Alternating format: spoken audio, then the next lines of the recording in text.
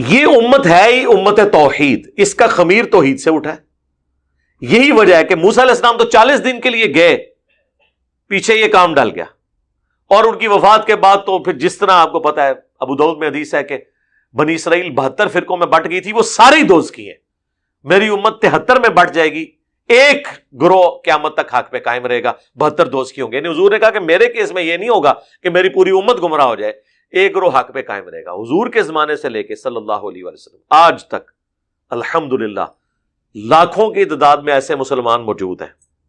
ویسے تو over all تو ہماری آبادی 1.25 ارب ہو گئی ہے، لیکن اس میں اکثر تو وہ ہیں جو کلمہ کو مشرک ہیں، لیکن اس کے باوجود وہ جو اوریاں شرک ہے وہ ان میں بھی نہیں آیا کہ اپنے پیغمبر کی عبادت شروع کرتے ہیں، جس طرح انہوں نے عیسیٰ ابن مریم کے لیے ڈیوینٹی کلیم کی یا عزیر کے لیے ڈیوینٹی کلیم کر دی علیہم السلام۔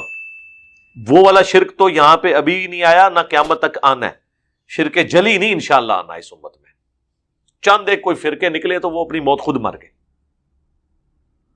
لیکن اس کے باوجود جو پیور توحید ہے وہ بھی موجود ہے، قیامت تک رہے گی۔ چونکہ اس امت کا خمیر اٹھا ہے توحید سے، یہی وجہ ہے کہ لوگ کہتے ہیں یار نوح علیہ السلام کی بات تو 78 بندوں نے سنی، انجینئر صاحب کی بات لاکھوں لوگ کیسے سن کے تو عمل کر رہے ہیں؟ اس لیے کہ انجینئر صاحب کا کمال نہیں ہے، یہ کمال ہے ختم نبوت کا، اس امت کی توحید والے خمیر کا۔ قیامت تک ایک گروہ حق پہ قائم رہنا ہے، اس گروہ کے اندر اللہ تعالیٰ اپنے بندوں کو اٹھائے گا جو پیغمبروں کی دعوت امت تک پہنچائیں گے، کثرت کے ساتھ لوگ قبول کریں گے۔ لیکن اوور آل اگر آپ دیکھیں گے تو اوور آل تو پورے 1.5 ارب مسلمان یا 1.25 ارب مسلمان بھی ملا لیں، ابھی بھی کافر دنیا میں زیادہ ہیں۔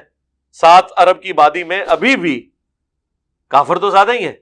اوور آل تو مسلمانوں کی تعداد کم ہے، اور مسلمانوں کے اندر بھی موحدین کم ہے، لیکن اوور آل اگر آپ دیکھیں پچھلی امتوں سے کمپیئر کریں تو یہ امت اللہ کا شکر ہے کہ خاص کر نوازی ہے ختم نبوت کی برکت سے۔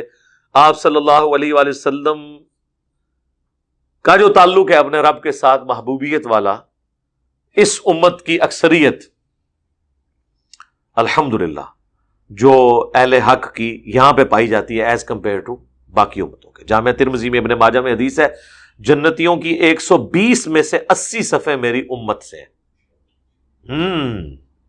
آؤٹ آف 120 80، حالانکہ وہ تو ہزاروں انبیاء، یا مسند احمد کی وہ روایت حسن درجے تک بعض لوگ سمجھتے ہیں 1,24,000 انبیاء۔ اور بخاری مسلم میں حدیث ہے کہ کیا تم اس بات پہ خوش نہیں ہو کہ تم جنتیوں کا 1/3 ہو؟ تو صحابہ نے اس پہ نعرہ لگایا، پھر آپ فرمایا اس پہ خوش نہیں ہو کہ جنتیوں کا نصف میری امت ہے، آدھی جو امت جو ہے وہ جنتیوں کی تعداد آدھی وہ میری امت سے ہے۔